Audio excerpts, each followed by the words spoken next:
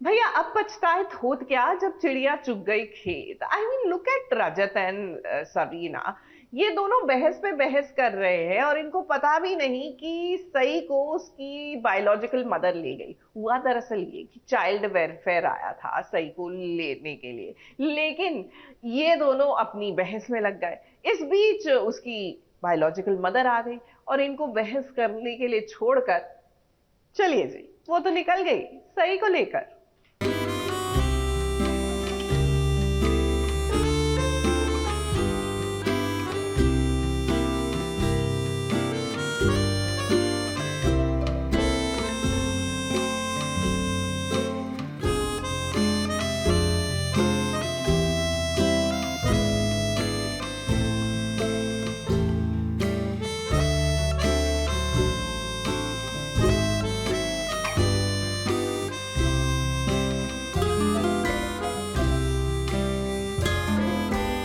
एक बच्ची को पूरा हक होता है अपनी माँ और पिता के साथ रहने का, लेकिन जब पिता अपनी बेटी की परवरिश ठीक से नहीं कर पाता है तो ऐसे में ये छोटी बच्ची सई क्या करे।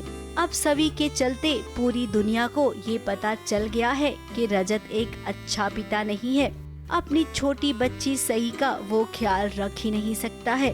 मैंने एक्चुअली मीडिया के सामने रजत ठक्कर के बारे में कुछ ज़्यादा ही मैं बोल देती हूँ और सारी सच्चाई सबके सामने ले आती हूँ मैं।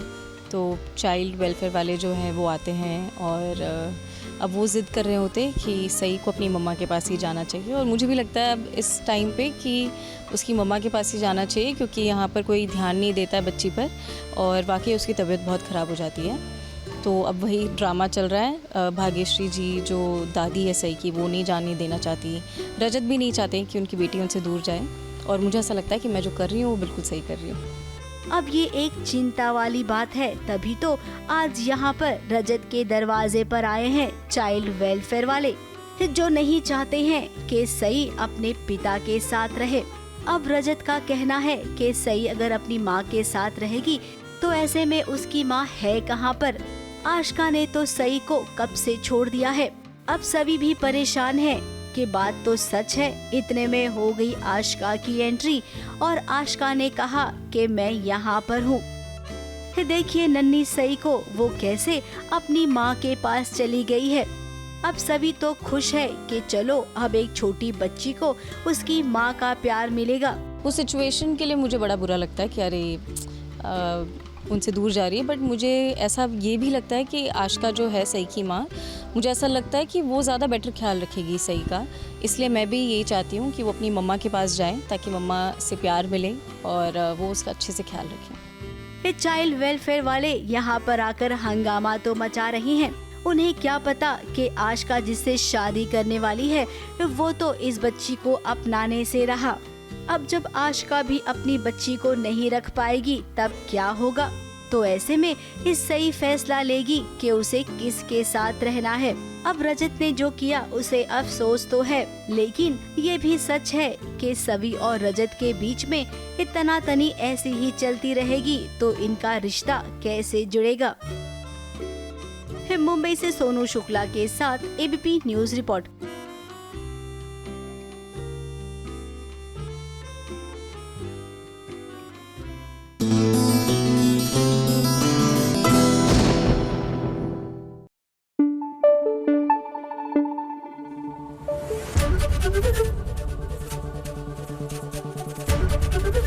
एबीपी न्यूज आपको रखे आगे। चलिए बात करते हैं सीरियल मिश्री की। अब यूं तो मिश्री के नाम में ही इतनी मिठास है, वन वुड थिंक की लाइफ में भी उतनी ही मिठास इनको मिलेगी, लेकिन ऐसा होता हुआ दिख नहीं रहा है। अब मिश्री की शादी तो हो गई, सवाल ये है कि जब वो अपने ससुराल में पहुंचेंगी अनअनाउंस तो क्या उनका पति अपनी पत्नी का दर्जा मिश्री को देगा, या फिर लाइक मोस्ट सीरियल्स कई दिनों तक बल्कि महीनों तक शादी डिस्क्लोज नहीं होती, वो वाला सिनारियो शुरू हो जाएगा।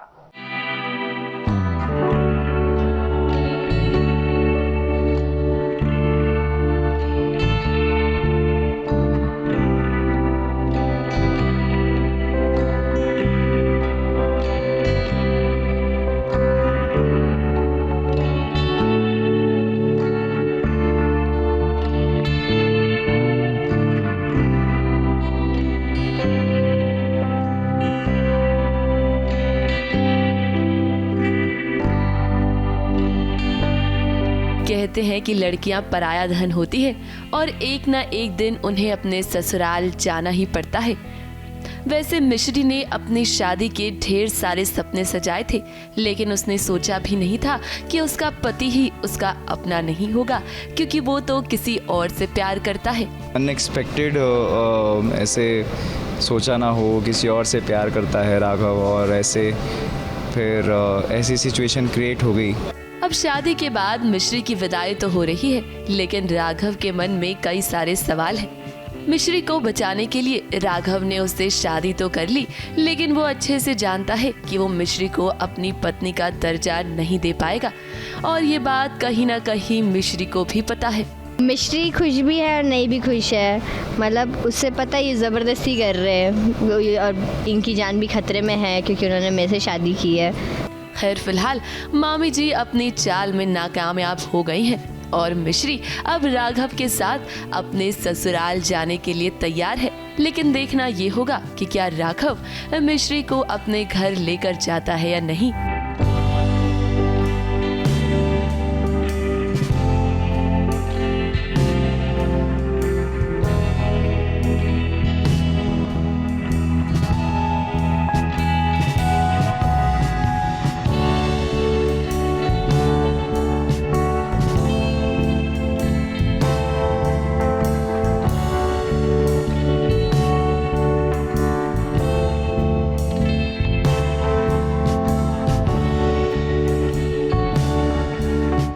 मुंबई से सोनू शुक्ला के साथ ABP news report.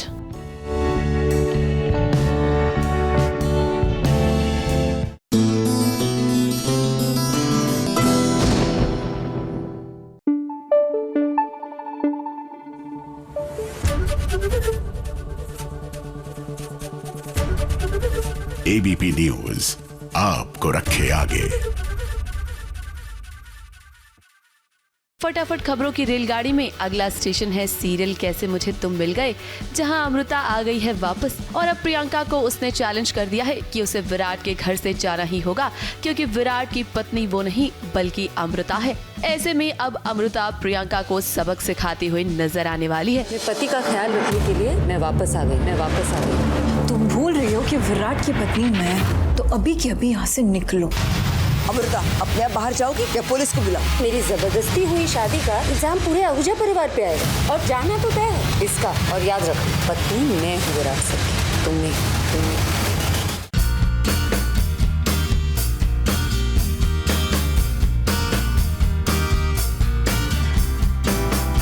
Hi guys, मेरा नाम है देवत मसाहा।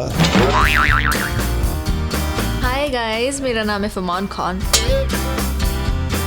और हम करने वाले हैं क्या? Compatibility test.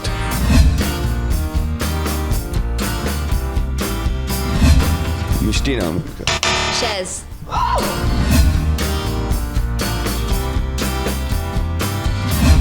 डेट याद नहीं मुझे। डेट क्योंकि मैं याद नहीं करता। भाई बॉटल उठा, उसको मारना है मेरे को। कुछ तो हाथ में दे दो मेरे, मतलब सीरियसली सीरियस। ओह तुम मार्च है क्या? हाँ मार्च है ना? मार्च है क्या? देखो याद है, देखो मैं मार्च है ना? हाँ मार्च हूँ। हाँ तो देखा, मंथ याद हो गया। तो मेरे को तो पता है इसका मंथ सितंबर।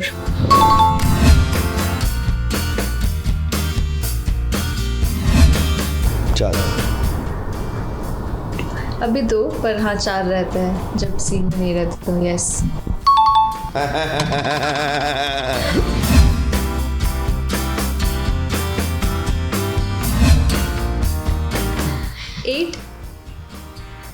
एट फाइनल नंबर है? I don't know but lock कर दिया जाए। 8 to 10। 1 2 3 4 5 6 7। ठीक है, क्लोज।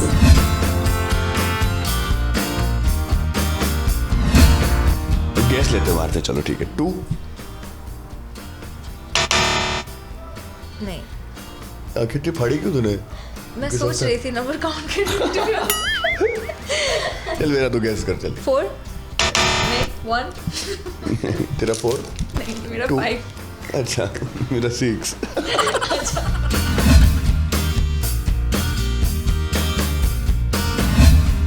मटन दे दो। वैसे भी हमने सुना है कि आप लोग रोज बैठ के हाँ, एक साथ खाते हैं। हाँ, साथ में खाना खाते हैं, पूरा ग्रुप खाता है, 8-10 लोग होते हैं।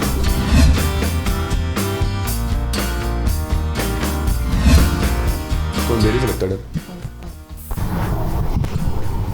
इसको डर नहीं, इमोशन से डर लगता है, मुझे ऐसा लगता है।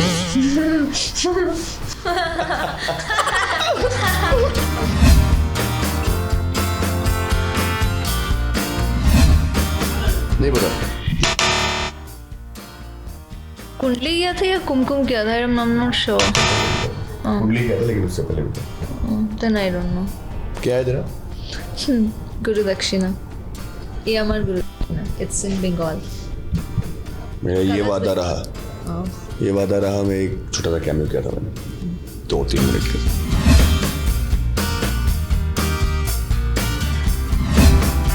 I think his is dark blue और मेरा पता, you know why? कार का भी कलर है dark blue. I mostly see him going with very weirdly trolleys. जिस दिन मैच किए थे ना, आई वॉज कंफर्म हो गया था कि भाई तुझे डार्क ब्लू पसंद है, बिकॉज ऑलमोस्ट सेम हो रहा था। लाइक ट्रॉली सामने आया ना, आई वाज लाइक मेरा भी ये ब्लू है, नीचे गोल्डन है, तेरा ब्लू है, नीचे येलो है, तो almost same. It was like okay.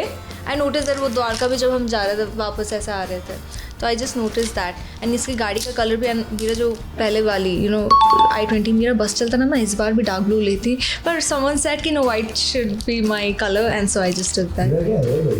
पागल है क्या? अभी तो बोला यार मैंने, तो क्या ब्लू ही पसंद है मुझे, ब्लू ही है, डार्क ब्लू। उसका oh shit.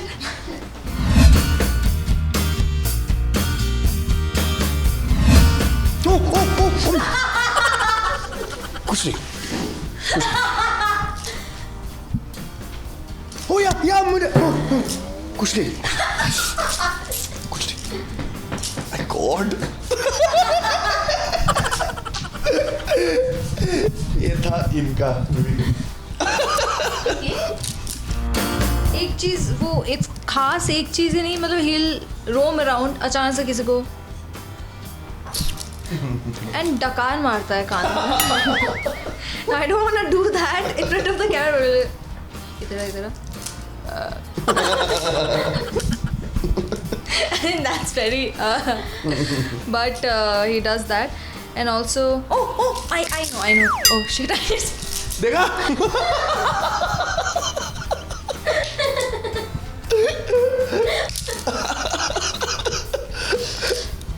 when he's overthinking, he's always doing something with his lips, ठीक है? Something he does that अभी भी कर रहा है ऐसी। So he does that, so yeah. Very good game. चल. Thank you guys. Thank you.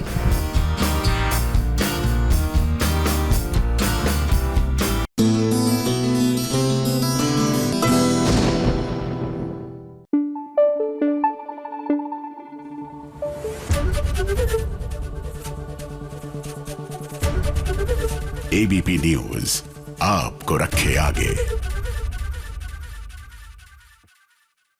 भैया इनके तो नाम में ही झनकार है, एंड आई वाज वेटिंग कि ये झनकार कब सार्वजनिक होगी। सार्वजनिक मतलब इनकी पैरों की घुंघरू की खनखनाहट कब सबको सुनाई देगी। भाई बात कर रहे हैं हम झनक की, जो एक्चुअली में अब मेरे ख्याल से बहुत फेमस डांसर बनने वाली है। मतलब ऐसे इनके सितारे जो हैं चमकते हुए नजर आ रहे हैं। क्या है कि झनक के गुरुजी ने अब तय कर लिया है कि झनक, जिसमें कला की कोई कमी नहीं है, उसकी कला को अब एक मंच मिलना चाहिए।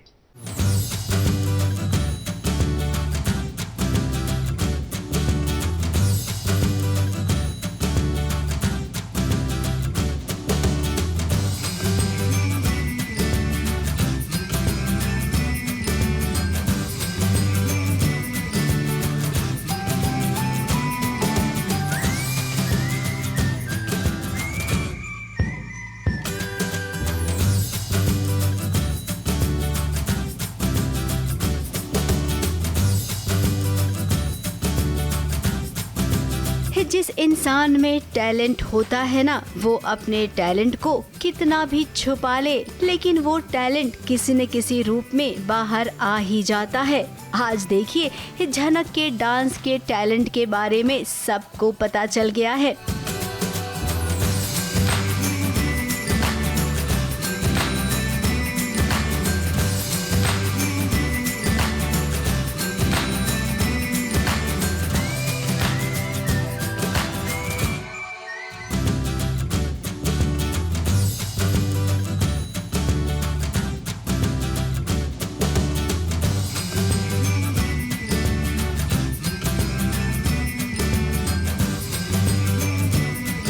गुरुजी जो अपने सामने बहुत सारे बच्चों को डांस सिखाती हैं। अपने पूरे करियर में उन्होंने झनक के जितना अच्छा डांस करते हुए किसी को नहीं देखा है। झनक में उन्हें डांस का पैशन नजर आया। उन्हें तो ताज्जुब हो रहा है कि इतना अच्छा डांस करने वाली लड़की आखिर अपने डांस को छुपा क्यों रही है। आखिर कौन सी मजबूरी है कि वो गुरुजी की केयरटेकर बन गई है। झनक का जो जर्नी है वो श्रीनगर में स्टार्ट होके कोलकाता जाके अभी बॉम्बे आया है, और बॉम्बे में बेसिकली वो मेरे प्रोडक्शन हाउस में एज अ वर्कर काम करती है, एज अ स्पॉट बॉय काम करती है, क्योंकि उसको कुछ ना कुछ काम करके अपना क्या कहते हैं डेली नीड्स पूरी करनी है, पेट पालना है, वैसा है। और उसके बाद में मैं देखता हूँ कि उसमें वो स्पार्क है, वो टैलेंट है, एंड वो उसको तराशना ज़रूरी है और उसको वो कॉन्फिडेंस देना ज़रूरी है कि आप कुछ बन सकते हो लाइफ में। गुरुजी अब चाहते हैं कि झनक का डांस पूरी दुनिया देखे, वो भी फेमस हो जाए, लेकिन झनक है वो अपनी इसी दुनिया में खुश है। वो नहीं चाहती है कि वो फेमस हो जाए, क्योंकि उसने अपना डांसर वाला सपना तो कब से छोड़ दिया है। अनिरुद्ध भी तो यही चाहता था जो आज गुरुजी चाह रही हैं। अब गुरुजी झनक को मना ही लेंगे और हम जानते हैं कि झनक मान भी जाएगी और स्टेज पर परफॉर्म करेगी और उसकी परफॉर्मेंस सुपर हिट भी साबित होगी। यानी कि अब वो दिन दूर नहीं है जब झनक एक बड़ी डांसर बन जाएगी और कोलकाता वाले बस उसे देखते रह जाएंगे। अब एक बात समझ में नहीं आ रही है कि अनिरुद्ध कैसे आएगा झनक के पास, क्योंकि वो तो अब भी अर्शी और अपने परिवार के बीच फंसा हुआ है।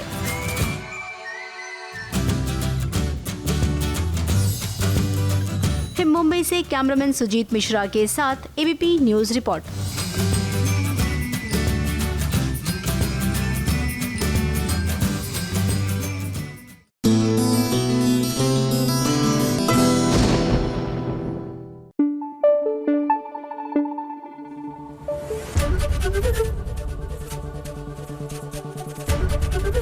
एबीपी न्यूज आपको रखे आगे। सीरियल नथ में गौरी के सपने जो है वो चकनाचूर हो गए। कहां वो दुल्हन बनकर मंडप में जीत का इंतजार कर रही थी। जीत आया तो उसने लगा दिया जोरदार थप्पड़। भाई इनकी हरकत ऐसी थी, ये बात और है कि इन्होंने थप्पड़ खाने वाली हरकत ही की थी, लेकिन कहां वो दुल्हन बनकर सपने संजो रही थी अपनी हैप्पी मैरिड लाइफ की, और कहां एकदम बिखर गए वो सपने।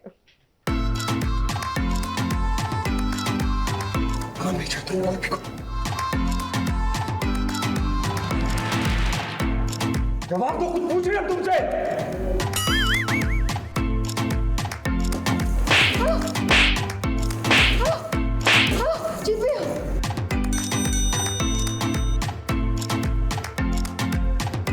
वो शादी ही क्या जिस शादी में हाई वोल्टेज ड्रामा ना हो। शादी तो तभी सुपर हिट होती है जब ड्रामा भर भर कर होता है। मंडप में दूल्हा दुल्हन आ तो जाते हैं लेकिन शादी होती नहीं है। तभी तो ड्रामा देखने में बहुत मजा आता है। अब देखिए इस बार भी गौरी का सपना अधूरा रह गया जीत की पत्नी बनने का। पहले वो मंडप छोड़कर खुद ही भाग गई थी और आज जब उसे लग रहा था कि जीत के साथ उसकी शादी होने ही वाली है, तो भाई शादी हुई नहीं। ना ही मांग में सिंदूर भरा और ना ही गले में मंगलसूत्र, बल्कि उसे पड़े चाटे।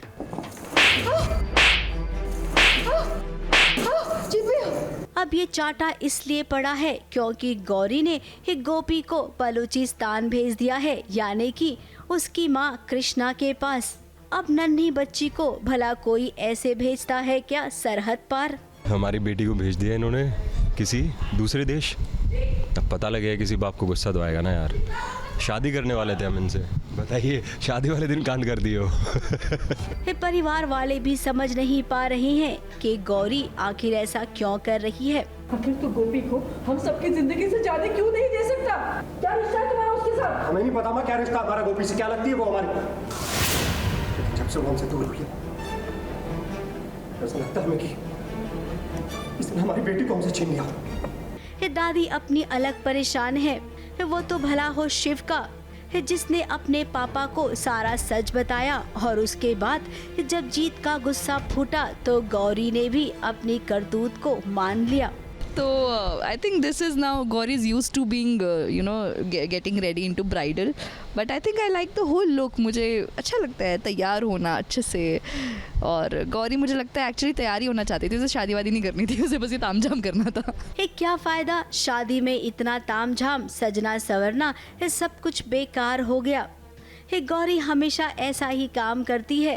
अब गौरी, जब आपको पता है कि आपका कोई भी काम सक्सेस नहीं होता है तो आप ऐसे काम करती ही क्यों हैं? अब कृष्णा भले ही बलूचिस्तान में है, लेकिन वो हिंदुस्तान में अब भी अपने बच्चों की परवाह करती है। और एक आप हो कि अपनी बहन से इस कदर नफरत करती हो कि आपने अपनी बहन की बच्ची को भी मुसीबत में ढकेल दिया। अब गौरी, जीत के साथ आपका शादी वाला ये सपना तो पूरा होने से रहा ही, क्योंकि जो बुरा करता है उसके साथ अच्छा कभी नहीं होता है। मुंबई से विशाल शर्मा के साथ ABP news report.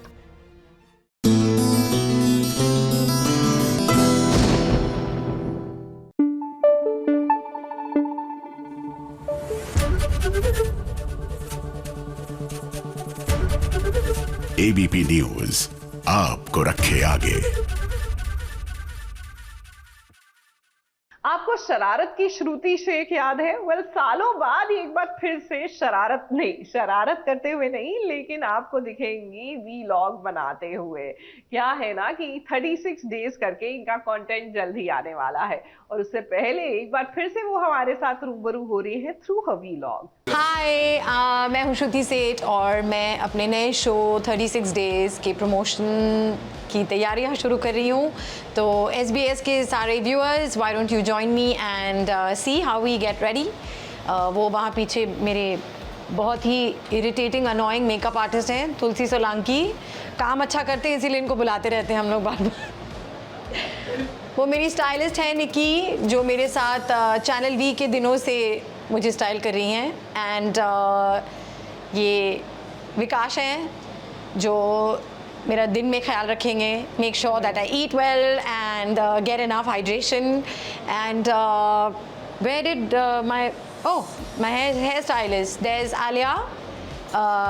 So join us and watch how all of them work their magic and transform me.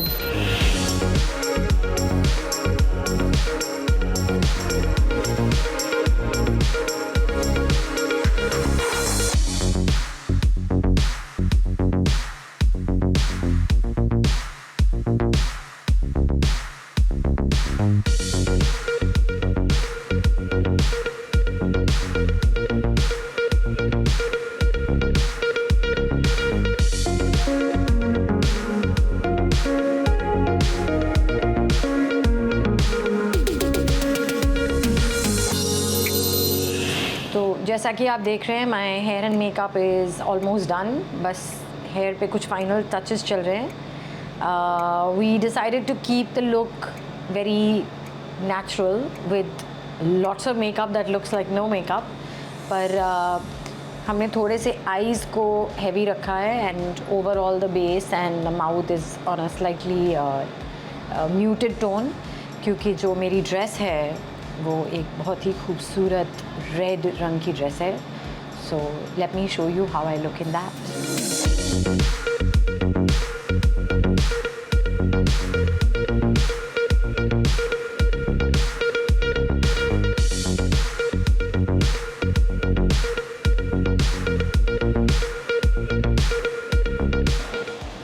Well as you can see मैं पूरी तरह से तैयार हूँ and now let's go upstairs and meet the rest of the cast.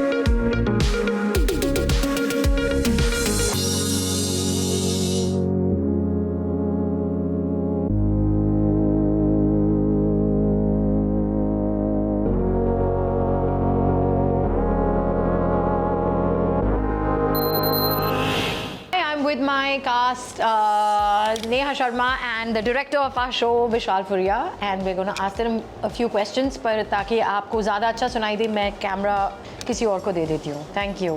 Here's Neha. Neha, tell us a little bit about the show. मुझे बहुत मज़ा आया because मुझे लगता है कि ये जो मेरा किरदार है फारा का, आई फील बहुत ही यूनिक है और मैं इसको डिस्क्राइब नहीं कर सकती क्योंकि थ्रिलर है. तो आई थिंक आपको खुद शो देखना पड़ेगा. हर एपिसोड में कुछ नया पता चलता है और फारा जो दिखती है वो है नहीं. लवली. एंड एक बार ज़रा डायरेक्टर से भी पूछ लेते हैं. विशाल सर, आप 36 डेज़ के बारे में कुछ बताइए फ्रॉम द डायरेक्टर्स लेंस. तो 36 डेज़ एक चाट की दुकान है, ऐसे बोल सकते हो, जहाँ हर तरीके के चाट अवेलेबल है और आप सारे चाट चख सकते हो और साथ में आप हॉट चॉकलेट भी पी सकते हो. ऐसा वाला है ये शो. सो ये मोहतरमा आती है एक सोसाइटी में जहाँ पर 4 फैमिलीज़ रहते हैं, जहाँ पर एक इनकी फैमिली है, एक बाकी शारिब की फैमिली है, अमृता की फैमिली है, ऐसे 4 और अलग फैमिलीज़ है और ये इनकी फैमिली में तूफ़ान मचा देती है. मैं 36 डेज़ में अगर कुछ बदलना चाहूँ तो अगर हम इस शो को दोबारा करते, I wish I could play Lalita's character. And हमारा जो गोवा का स्टिंट था, it be so much nicer if it was in Thailand. Oh God, this is not something that I do very well. लेकिन I think it's always fun to do a behind the scenes for the audience. So thank you for having me on the show. And please हमारा show 36 days देखना मत भूलिएगा.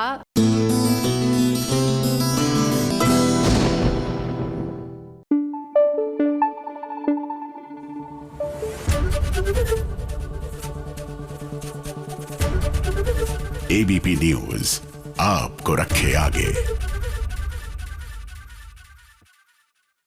फटाफट खबरों की रेलगाड़ी में अगला स्टेशन है सीरियल अनुपमा. अब अनुज और अनुपमा के साथ साथ बा और बापूजी भी एक दूसरे से अलग हो गए हैं क्योंकि बापूजी अनुपमा के साथ आशा भवन में रहते हैं और बा वनराज के साथ रहती हैं. वनराज और अनुपमा दोनों ही एक दूसरे के पड़ोसी हैं. अनुपमा के पास लोगों का ढेर सारा प्यार है तो वनराज के पास है ढेर सारे पैसे. लेकिन इतने पैसे होने के बावजूद भी बा खुश नहीं है. वैसे अगर हमें इंतजार है तो बस अनुज और अनुपमा के मिलन का. मेरा तो पति भी मेरे साथ नहीं रहता है. अरे तो जाके ले आइए ना, फिर बा ले आइए उनको. अगर आते हैं तो आ जाएंगे, नहीं तो आप यहाँ पे बैठ के टीवी देखिए या अपनी किटी पार्टी में जाइए. जब आशा बहन ने ये जगह शुरू की थी तब उन्होंने सोचा नहीं था कि एक एक करके अनजान लोग यहाँ आते जाएंगे और एक परिवार बनते जाएंगे. इसकी शादी हम लोग डॉक्टर से करवा देते, फिर वही जाएगी इंजेक्शन कैप्सूल वगैरह लेने. हो जय हो अनुड़ी मैया की. आपके चरण कहाँ हैं? हाँ क्या चलेगा. फटाफट खबरों की रेलगाड़ी में सबसे पहला स्टेशन है सीरियल ये रिश्ता क्या कहलाता है. अब शो में हो चुकी है रोहित की री एंट्री, जहां दादी सा हॉस्पिटल के वार्ड में अकेली होती हैं और ऐसे में रोहित उनसे मिलने आता है. वैसे हम आपको बता दें कि शो में रोहित के किरदार में अब नजर आएंगे रोमित राज, जहां उन्होंने शिवम खजूरिया को रिप्लेस करते हुए शो में एंट्री ली है. हमारे सारे बच्चे हमें छोड़ के चले गए, हम बिल्कुल अकेले हो गए.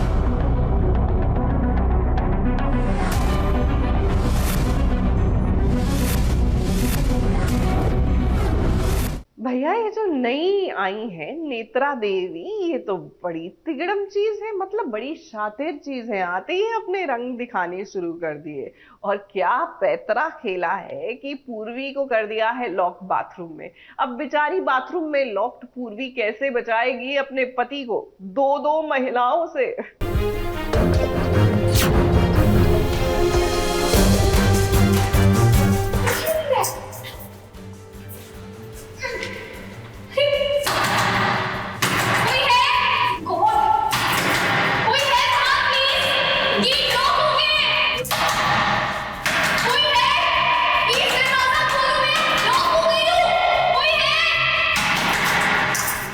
पूर्वी की दशा देखिए, बेचारी टॉयलेट में बंद हो चुकी है। उसकी गुहार कोई नहीं सुन रहा, उसकी मदद करने वाला कोई नहीं है। लेकिन सवाल ये उठता है कि भला पूर्वी को वॉशरूम में लॉक किसने किया?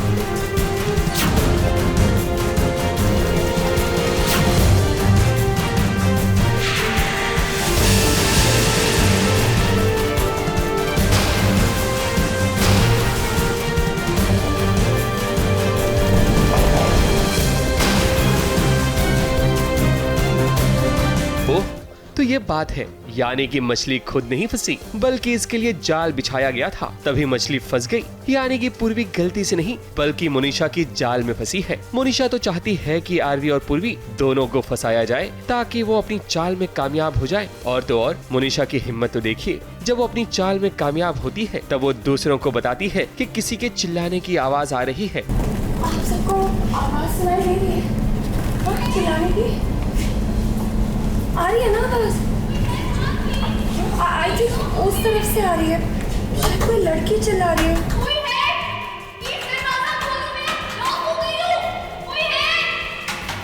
ऑडियंस देखेगी तो उनको पता लगेगा वर्क इन प्रोग्रेस और प्लान सक्सेस का क्या मतलब है। बट हाँ, मोनिशा ने एक जाल फेंका और इस बार पूर्वी आरवी दोनों जाल में फंस गए। अब आरवी तो नेत्रा के साथ था, पता नहीं वो क्या कहानी बना रही होगी, और यहाँ पूर्वी फंस चुकी है। खैर, यहीं से तो नया ड्रामा शुरू होगा और एक बार फिर पूर्वी आरवी को बचाने की कोशिश करेगी।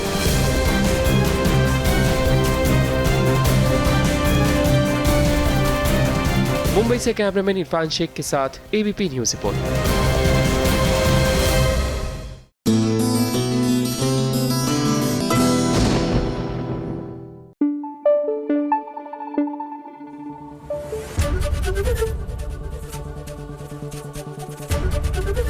एबीपी न्यूज आपको रखे आगे। भैया, ये टीवी की सासू माँ और इनके पैतरे कभी भी नहीं बदलते। दुनिया कहाँ से कहाँ पहुंच गई है, लेकिन आप अभी भी बहुओं को टॉर्चर करने के लिए नए नए तरीके निकाल रही हैं। नहीं, एक्चुअली क्वाइट पुराने हैं। अब देखिए ना, उड़ने की आशा में साइली की सासू माँ ने गरम गरम कॉफी जो है साइली पर फेंक दी। Hello, please wait. साइली शरीफ है, सीधी साधी है, लेकिन कमजोर बिल्कुल नहीं है। इन्होंने भी अल्टीमेटम दे दिया है अपनी सासू माँ को। चद्दर तान के सोई क्यों है? उठ।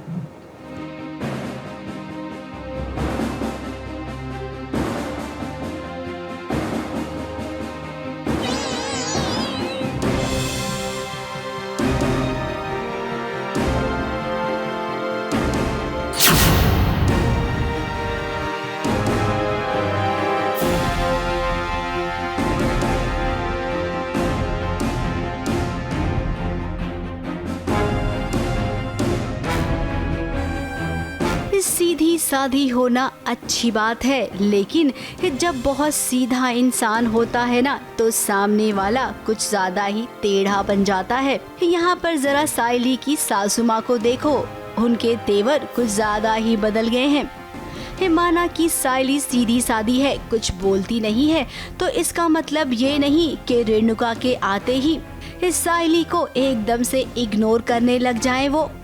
और तो और पूरे घर का काम साइली अकेले करती है। सवेरे सवेरे सास बहू दोनों योगा कर रही हैं, इन्हें कॉफी चाहिए। साइली कॉफी लाई है। अब कॉफी अच्छी हो या खराब, सासू माँ को अच्छी लगनी ही नहीं है, क्योंकि कॉफी साइली ने बनाई है। यही है रेणुका। रेणुका को बड़े बड़े लोगों से बहुत प्यार है। ये बड़े घर की बहू है, जो रेणुका को लगता है करोड़पति बाप की बेटी है, और साइली तो बेचारी फूल वाली है, तो वो तो पसंद नहीं है रेणुका को, तो उसके साथ अलग बर्ताव और इसके साथ बहुत प्यार भरा बर्ताव। अब यहाँ पर अति तब हो गई जब साइली पर कॉफी फेंक दी उसकी सासू माँ ने। उल्टा जवाब देती है, बदतमीज। अब साइली भी भड़क गई और उसका कहना है कि खाने पीने की चीजों को यूं बर्बाद करना ठीक नहीं है, क्योंकि इस घर में साइली का पति कमाता है, ये बाकी सब तो मुफ्त की रोटियां तोड़ते हैं। देखिए, सही बात कही साइली ने तो कितनी कड़वी लग गई। अगर आपको कॉफी पसंद नहीं आई तो ऐसे फेंकनी नहीं चाहिए, मुझे बता देती। इस तरह फेंकने से क्या फायदा हुआ? ये सारी चीजें मुफ्त में नहीं आती है। तेरी प्रॉब्लम क्या है? हाँ, तू कमाई कैसे आता है सब कुछ? मैं किस मेरे पति की कमाई हुए पैसों से आता है। बट उसकी आदत ही वैसी है कि सबको लगेगा कि उसने जानबूझ के ये चीज़ की है। और फिर आकाश अगेन मेरे पास आता है और मुझे थोड़ा कंसोल करता है कि काकू ने मेरे साथ इतना गलत किया, उसे डांटता है और फिर किचन में आकर मेरे साथ बात भी करता है कि आप क्यों जवाब नहीं देती काकू को। और मैंने बोला कि जब सचिन ही बोल रहा है कि मेरे घर में मेरे साथ उसका कोई रिश्ता नहीं, तो हाउ कैन आई एक्सपेक्ट कि काकू या कोई और भी इस घर में मुझे इज्जत दे या मुझे मान सम्मान के साथ बात करे या मेरी बात का मान रहे।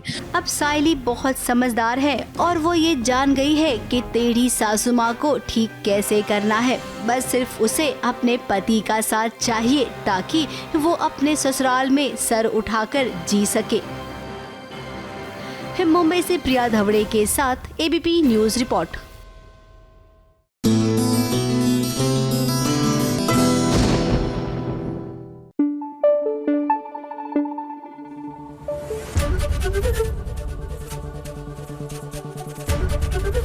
एबीपी न्यूज आपको रखे आगे।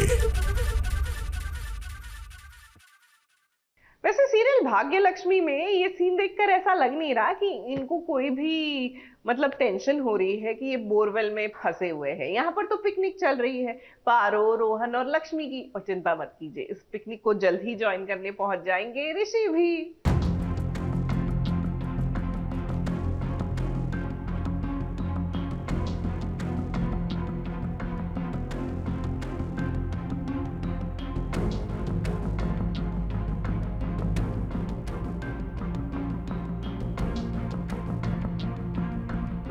किसी भी कहानी को अगर आगे खींचना होता है फिर तो बात ही खत्म हो जाती है ना, क्योंकि राइटर दिन ब दिन कुछ न कुछ लिखते ही जाता है।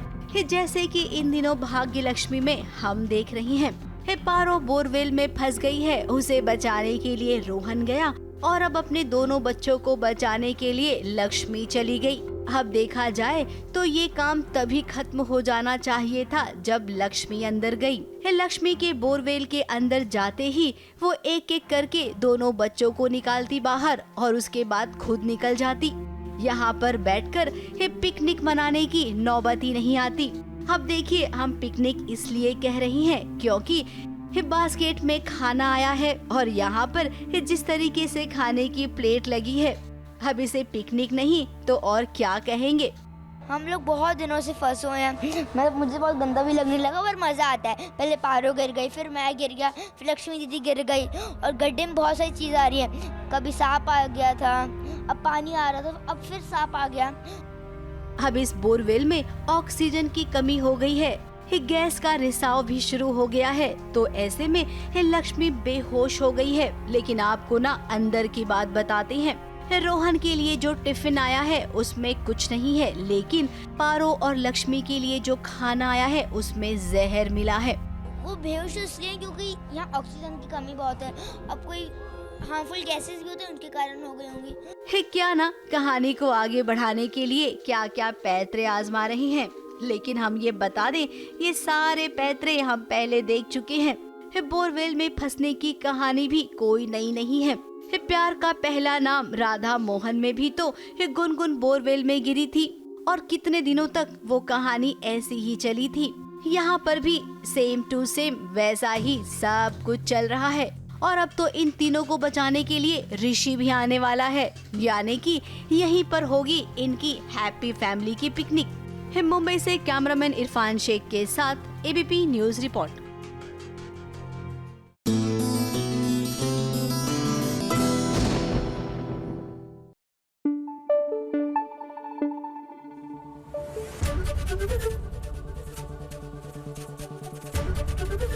एबीपी न्यूज आपको रखे आगे।